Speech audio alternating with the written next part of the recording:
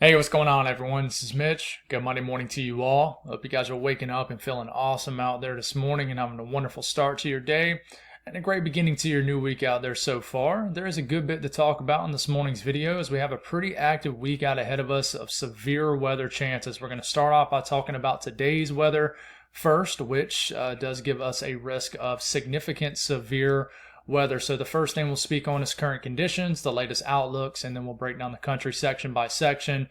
But we will start off with areas of the country that run the risk of the severe weather for this afternoon into this evening. We'll give you a state-by-state breakdown of that for you folks. And I will have timestamps up. For example, if you want to hear about Nebraska, there'll be a timestamp up for that. Minnesota, Wisconsin, timestamp up for that. So hopefully it'll help you guys be able to just jump to what you want to hear. So after we get done talking about that, we'll discuss the days out ahead of us, like tomorrow into our Wednesday and Thursday, which each day runs a higher risk of severe weather. Now, tomorrow we have an enhanced risk. The next day is just a slight risk, which is Wednesday, but I could see that uptrending to an enhanced risk for certain areas, and I could see Thursday even trending up another category. So we'll speak on everything. We'll get detailed on all that. So if you guys have not subscribed, certainly consider doing that. Like the video if you like it. And if anybody has anything that I can pray about or pray over, as always, please put it in the comments below. And as always, I always mention this on Monday mornings. I'll get caught up with all the weekend comments and questions, messages, this afternoon at work when I get some free time. So let's get rocking and rolling. So this is the latest radar. We got a big area of energy up here in the Dakotas, especially North Dakota. In fact, they just dropped some severe thunderstorm warnings, which were up with some of this convection, but still a area of energy that is packing one heck of a punch to kickstart your Monday morning up here. We got areas of showers and storms even down here in southern Minnesota. This is an area that will get more severe weather chances later on today and the risk of significant severe weather. Southern Wisconsin, some rain, and right here where Illinois, Kentucky, Missouri, Tennessee, Arkansas all kind of come together. We do have a congealed area of heavy rain this morning. A little bit of rain in extreme eastern areas of North Carolina and just elsewhere, just scattered activity. So this is current conditions. Latest watches, warnings, advisories, flood watches are scattered about. Out here in North Carolina, areas of Western Virginia, good chunk of West Virginia, areas of southeastern Ohio, southwestern PA. And we have flood watches up for western Kentucky, southern sections of Illinois, and southeast Missouri also.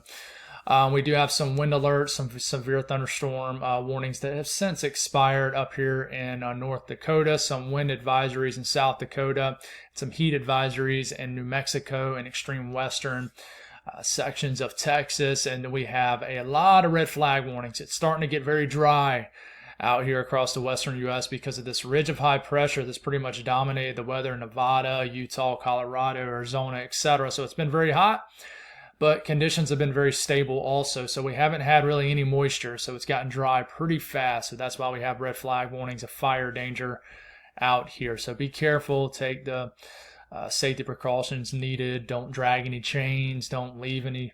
Of course, common sense tells you not to leave any campfires out there. Just still burning. But anyways, moving forward, we look at the Storm Prediction Center outlook. Huge area of the country at least runs a general risk of thunderstorms. So I will always mention that because these storms could still pack a punch even in the light green area. So pretty much all the south and all the way up to the Ohio Valley, Mid-Atlantic areas runs at least a risk of a risk of thunderstorms. So, but this is the highlighted area right here. We got a bimodal enhanced risk, which is showing up in the orange. One right here, one right here. And then we got a slight risk in the yellow that surrounds that. Extends from the northern high plains all the way into the upper Midwest, all the way to the central plains. So what's driving all of this? Let's take a look at the tornado outlook. It's gotten a little bit larger since last night's video if you tuned into that. 5% risk of a tornado in this area right here. This does include the Minneapolis, St. Paul area, the St. Cloud area, Rochester, all the way over to Brookings, South Dakota, almost down to Sioux Falls, down to Mason City, and then all the way up into central and north central areas of Minnesota. There's a 5% risk of a tornado. I mean, that's not super high, but that's not super low either.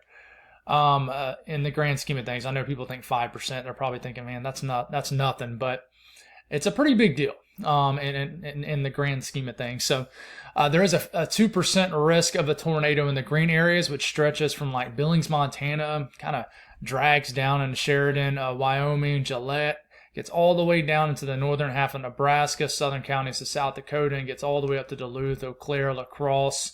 2% risk of a tornado in the green. The wind threat is really what's driving the southern enhanced risk area. So we'll zoom into that.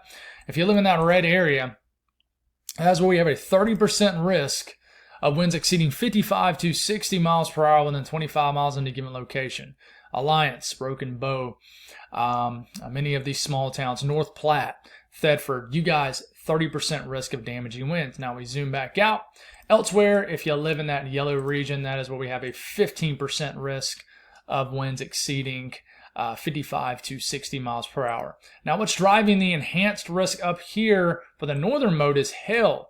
So in the red area, which includes the Minneapolis area all the way up to St. Cloud, we have a 30% risk of hail exceeding 1 inch in diameter or larger. The black outline area, that is a 10% risk of significant sized hail, 2 inch in diameter or larger. Now we zoom back out, and this entire yellow area, that is where we run a 15% risk of hail exceeding 1 inch in diameter or larger. And I will note that the risk of significant sized hail does extend into the yellow area. So it still maintains, even if the black outline region is in the yellow 15 or in the red 30, it's still a 10% risk. It's its own thing. It's not 15, it's not 10 plus 15 or 10 plus 30.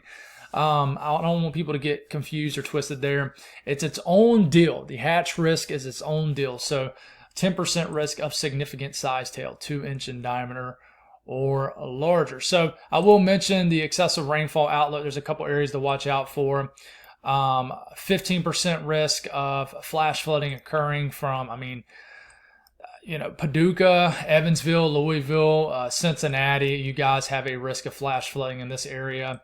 And then we take it to this. It kind of jolts up Pittsburgh down to Clarksburg, Morgantown, all the way down to Roanoke, Wytheville, Galax. Hopefully I said that right. Greensboro, Raleigh, Durham, all the way to the North Carolina coastline, including the Outer Banks. 15% risk of a flash flooding occurring within 25 miles in any given location. And then update on the tropics, we're still not tracking anything. So no early season activity expected or ongoing in the Atlantic right now. The Eastern Pacific continues to pop off, but the Atlantic side continues to be pretty quiet. Now let's jump right into the severe weather breakdown for these states. So let's start it off from the south, and then we'll kind of inch north. So this is Kansas. We're going to start off around 9 a.m. So 9 a.m. a local time here. Not a whole lot going on. Take it to about lunchtime. Then we get into about the mid-afternoon time frame, 4 p.m., 5 p.m., 6 p.m., 7 p.m. Still nothing going on. We take it all the way to about 10 p.m. and we start to see some storms up into the northwestern area of the state. But still, they kind of miss, right? I mean, the northern areas of Kansas could get some strong to severe storms. And listen, model guidance is not going to handle this perfectly. We know this. These storms could drape all the way down to Hayes and Colby and Manhattan. And this specific model run doesn't show that. But as we're starting to get to after midnight, it's 2 o'clock in the morning, some strong to severe thunderstorms begin to ooze down into the northern counties of Kansas. So, you see some of those circle lines coming off some of these areas. This indicates more intense, stronger updrafts, which means the higher chance of these storms being more severe, more intense. But around 4 o'clock in the morning, we're going to wake up probably in these areas to some nasty, severe weather. Probably going to wake you up pretty early here, but we definitely got some storm activity up here. 5 a.m., 6 a.m., 7 a.m. has an intense area of storms working its way closer to the Wichita area, Manhattan, kind of between Topeka, Manhattan, Hutchinson, and Wichita. Does show a lot of storm activity that we're waking up to here in the great state of Kansas for tomorrow morning. Now, Nebraska, we're dealing with some weather right now, but we're going to continue to move forward here. As we're starting to get to about midday, we're probably going to already have intense thunderstorms from North Platte through Broken Bow to Grand Island, Kearney, maybe even to the Omaha-Lincoln area. And these look to be centered right in the middle of that enhanced risk area. And I do apologize. I'm a little bit too far ahead. I was wondering, this looks kind of odd. So let's back it up here. I apologize for my folks here in Nebraska. Had a little hiccup there. So now we're starting off this morning. I looked at that. I was like, maybe we'll just roll with this. But I got my timing mixed up. So now we're getting into 2 p.m. this afternoon, 3 p.m., 4 p.m., 5 p.m. Not a whole lot going on in Nebraska. This makes a lot more sense. So we look at the northern sections of Nebraska. We got some cells firing. We got to watch these. Can they kind of be supercellular in kind of motion here? We'll have to see. But I really think that this favors more of a congealing of thunderstorms. So 7 p.m. we got this intense complex of thunderstorms trying to develop in the northern areas of Nebraska. And then we begin to drop down to about 9 p.m. These storms drop south and just could have an intense line of storms developing here. And these could produce very strong winds, definitely more kinematics shooting off the Rockies through the Central Plains into Nebraska in this area compared to the other area up there in Minnesota, for example. But a lot of moisture in place, overlapping conditions. And as we start to get into, say, 10, 11 o'clock, the storms look pretty intense tonight around 11 p.m. North Platte, getting down to Broken Bow, Grand Island. You see some of these circles coming off some of these cells. This indicates more intense updrafts, intense weather, damaging winds, could even have a tornado threat. It's only around a 2% risk in some of these areas, and really just for the northern areas of Nebraska. But these storms could be quite intense. We start to take it to about 1 a.m., 2 a.m., and these storms are definitely likely, I would say, hitting severe limits down here in Grand Island, getting into Lincoln. And as we start to get to 3 a.m., 4 a.m., all this action begins to weaken. But I would watch out, around 11 p.m., midnight. These storms look pretty potentially dangerous across south central areas and central areas of Nebraska. So just be aware of this. And, just taking a look here at the HRRR model guides as far as predicted wind gusts, it shows some streaks with this line of storms throughout the next 24 hours. So you see some of these areas right here, like you see this region right here in kind of western areas of Nebraska. That's a wind gust potentially getting up to 80, 85, 90 miles per hour. Now, do I think it's going to be that high? I don't. There's not even a risk of significant severe weather in this area as far as wind gusts, but some of these winds will produce 50, 60, maybe 65 mile per hour wind gusts throughout this area. Man, that bird is loud right outside my window, but it's still peaceful and nice to hear. But you can tell where all these storms are setting up across the state of Nebraska here, and you can see how they kind of ooze into Kansas also. But strong wind gusts throughout this area, and you can look at the updraft velocity swath with this too, and it indicates strong updrafts, potentially rotating, but this is just more so indicating some large hail potential and some very strong wind gusts with some of these storms that cluster up across central and south central Nebraska. And listen, they could fire further north in Nebraska also. So moving forward here, we're looking at Iowa. Starting around 2 p.m., we're getting to 3, 4, 5. Not a whole lot going on. 6, 7, 8. Then we get some strong to severe cells that pop off in the northwestern portion of the state. And then as we start to get to 9, 10, storms look pretty intense up here in the northwestern area of the state. Lemars, hopefully I'm saying that right. But any communities up there in the northwestern areas, you could get some storms that could produce a tornado. But large hail, definitely a risk, and some damaging winds. 11 p.m., midnight, and then 1 a.m. Getting after midnight, 2 a.m., 3 a.m. Some of this convection will probably weaken. But potentially these storms could hold together a little bit more than what's being modeled. Some heavy rain moves into like Creston, Denison, Omaha into the wee hours of the morning for tomorrow morning. So looking up here in South Dakota, mid-morning, take it to about midday. We get to about early mid-afternoon, 5 p.m., 6 p.m., 7 p.m. It shows most of the intense activity firing in Nebraska. But you see this area of storms forming here in northern sections of Nebraska. This could very well form in the southern counties of South Dakota. We just got to watch, but it does show some of these intense clusters of storms getting into Sioux Falls, Yankton, hopefully is how I'm saying it right here. But Rapid City shows a cluster of storms hitting you guys. These could produce some strong gusty winds. Remember, that mid-level jet from that shortwave shooting across the Rockies is moving across this area. This will enhance kinematics, wind flow aloft, and at the surface, this means some strong gusty winds, even with some of these storms here that don't look very organized. So just watch out Rapid City, and then we get into the overnight hours, and it doesn't show a whole lot of activity except for maybe the southern areas of the state, but model guidance could be handling this a little bit wrong, but we'll have to see here. But that's what it looks like for South Dakota. And then we take it up over west to Wyoming. It looks like most of the action is probably going to get going in the the eastern areas of the state. But I would not be surprised if we get some isolated supercells near Gillette up to Sheridan, kind of points northeast, maybe as far south as Torrington. And some of these cells could produce a tornado, like north of Gillette. Look at this cell here coming out of Montana. You see that circle thing coming off of it? If you live in that section, say hey for me. But you could get a tornado out of this.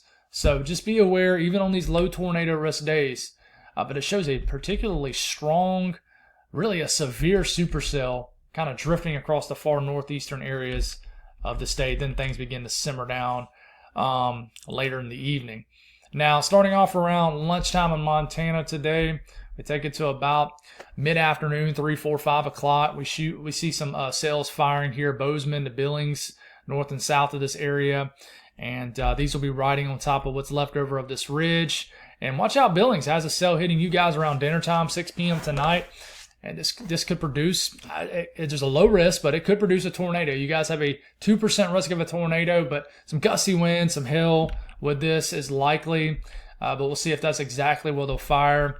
And then we get later into the evening, and things look to pretty much calm down after that. Now, kind of getting into our other enhanced risk area, Minnesota. Things could get pretty intense this afternoon, but it does show about mid to late morning, things calming down from any kind of morning storm activity that we're experiencing right now. Now we get to about 2 p.m. and then 3 p.m. There is some very strong to severe thunderstorm activity showing to develop here in the northern areas of Minnesota. We got some cells developing near Duluth also. Watch these cells up here. The higher severe weather threat is certainly down here to the south, but model guidance has consistently liked the idea of severe storms forming up here in the northern areas of Minnesota. But we get into about 4, 5 p.m., intense thunderstorms moving into the northwestern sections of the state of Wisconsin. We'll speak on that here in a second. But look at these cells up here. And this, like I said, this is well outside of the main area, which is to the south. You see these circles coming off these cells? As I've said many times, it indicates more intense, stronger updrafts. And these updrafts could be rotating. We could get a tornado, but large hail, damaging winds probably is the big threat. So, if you live up here in the northern to northeastern areas of Minnesota, say hey for me, and just be careful with this line of storms. This is 7 p.m., so we kind of got two things going on here. We got an intense line of storms moving across northeastern areas of Minnesota, and we got more convection forming down here in Mankato up to Minneapolis.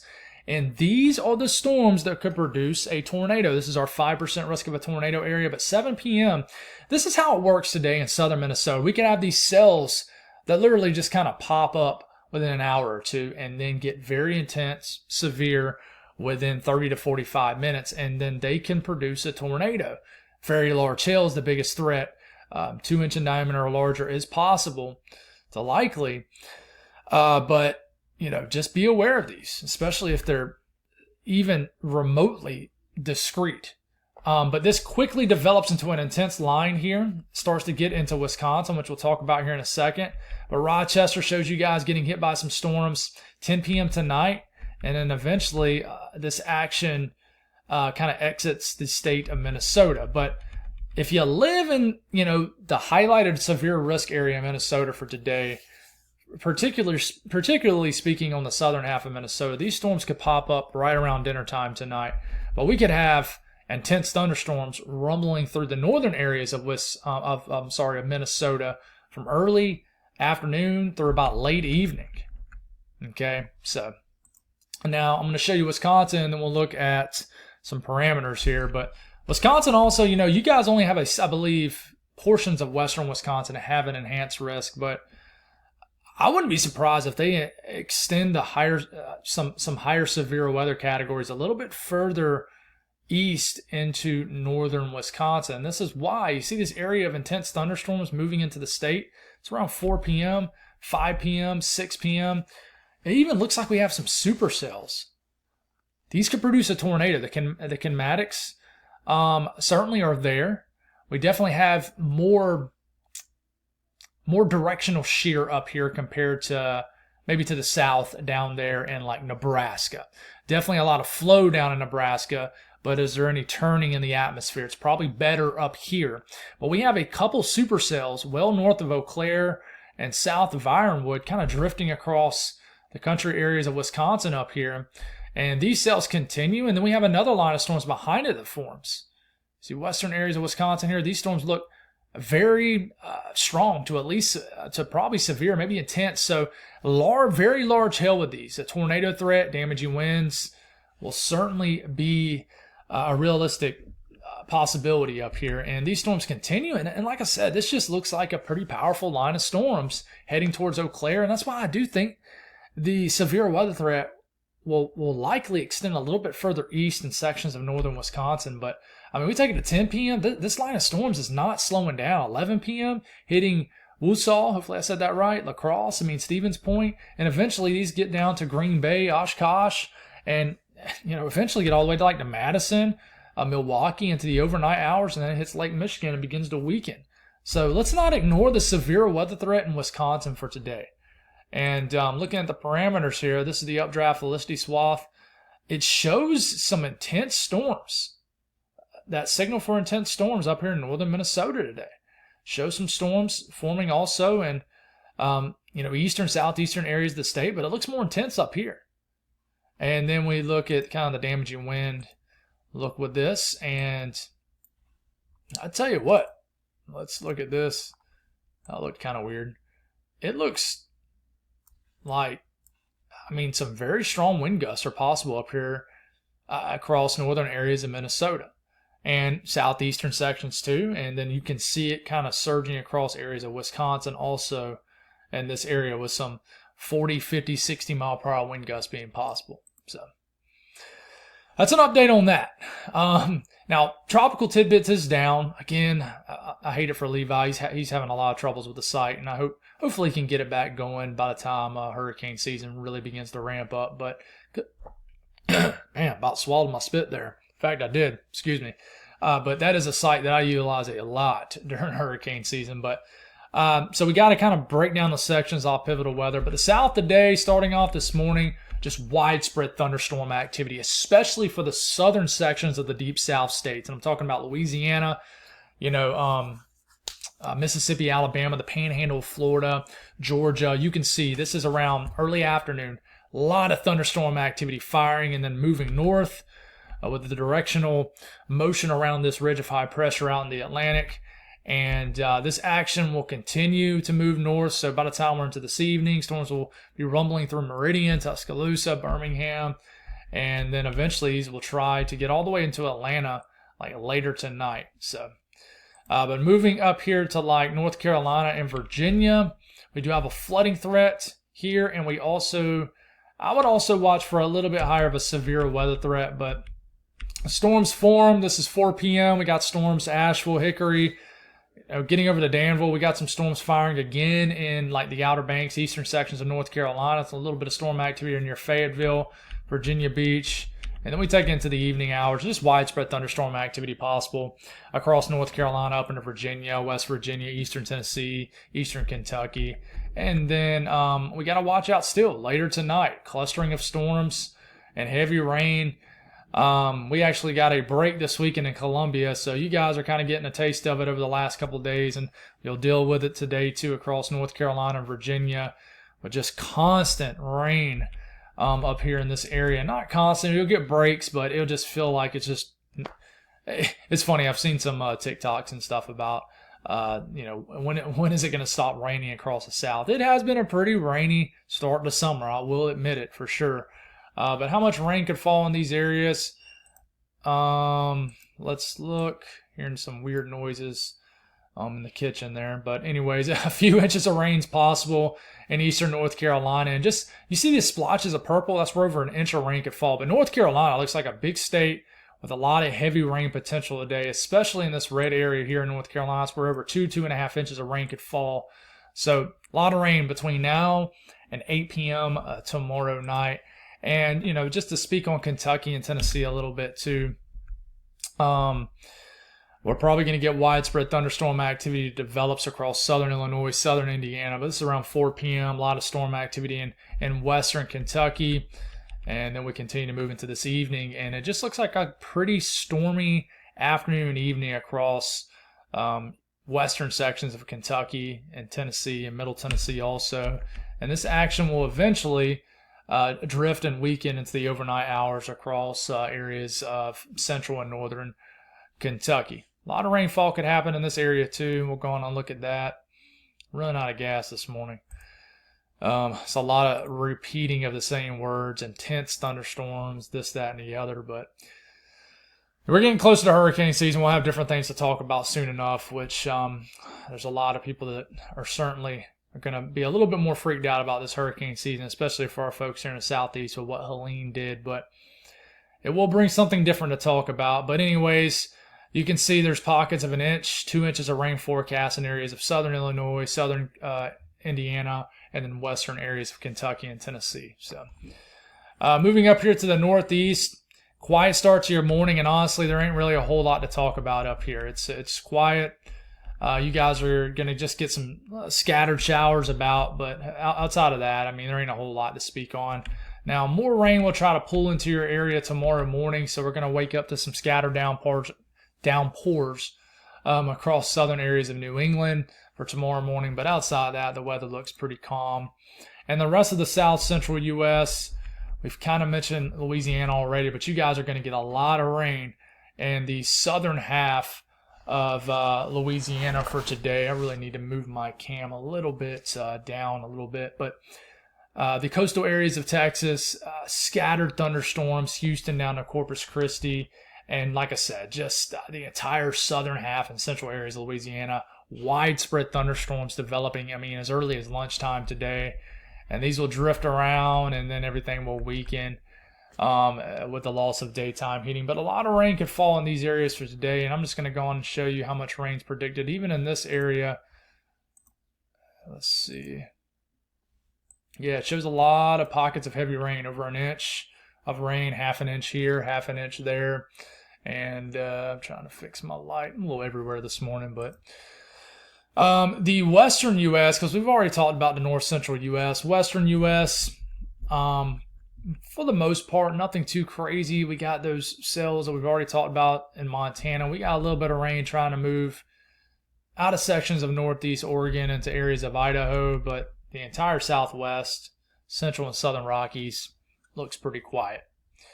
Temperatures, we'll have to do it differently this time, but there is an area of cooler air across the mid-Atlantic, 70s and 60s.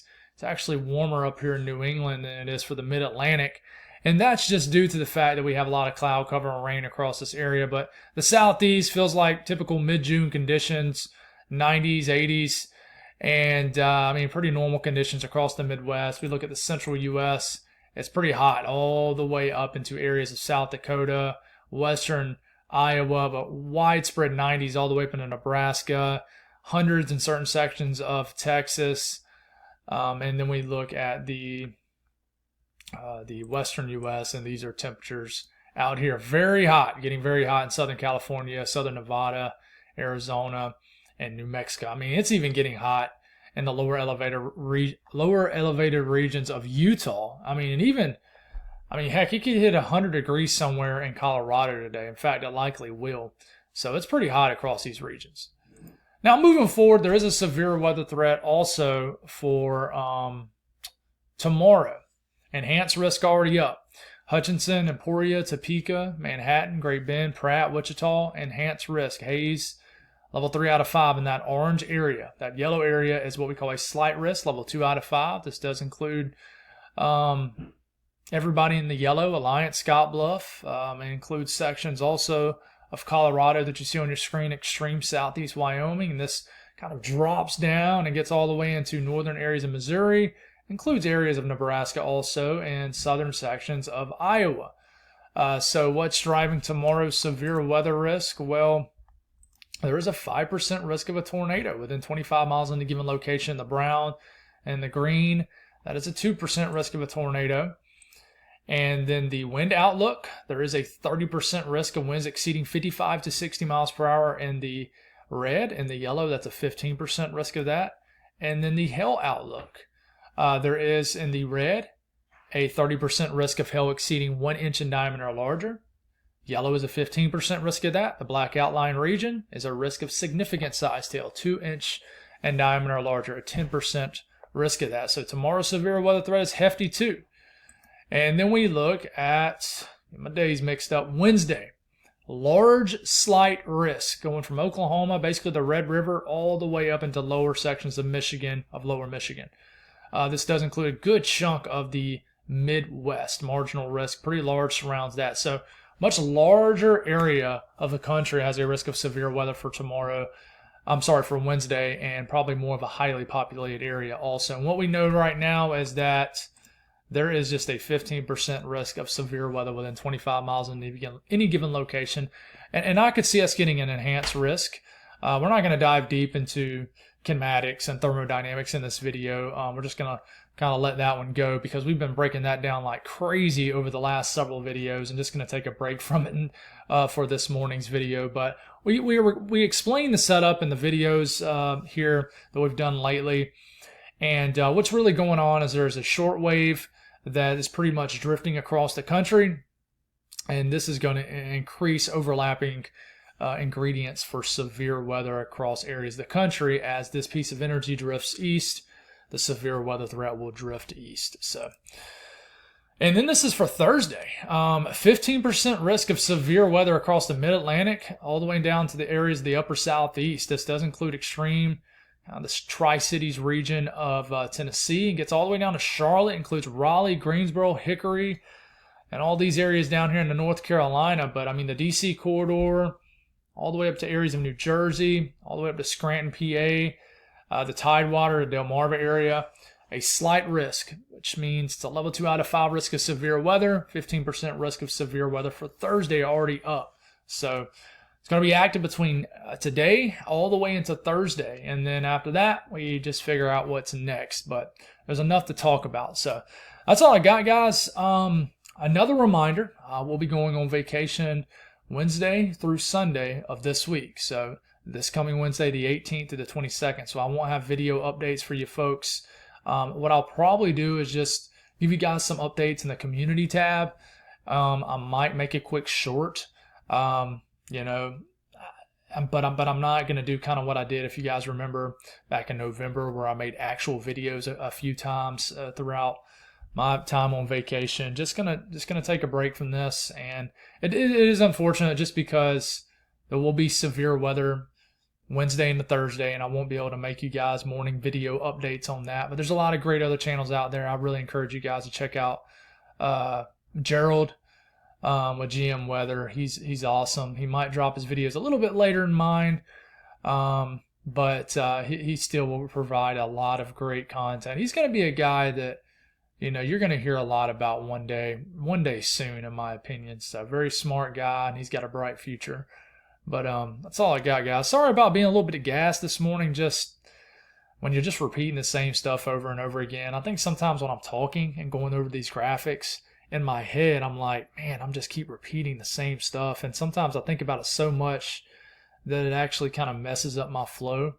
And then I try to throw in a different word in there instead of intense or strong or severe. And then it just kind of messes up everything. So I definitely, pride myself in getting very detailed state by state, but it takes a lot out of you sometimes. And this morning, I think it's just because I'm hungry. I need to go eat me some eggs. So you guys have a wonderful day, a great start to your week, and we'll do it again in the next video. God bless.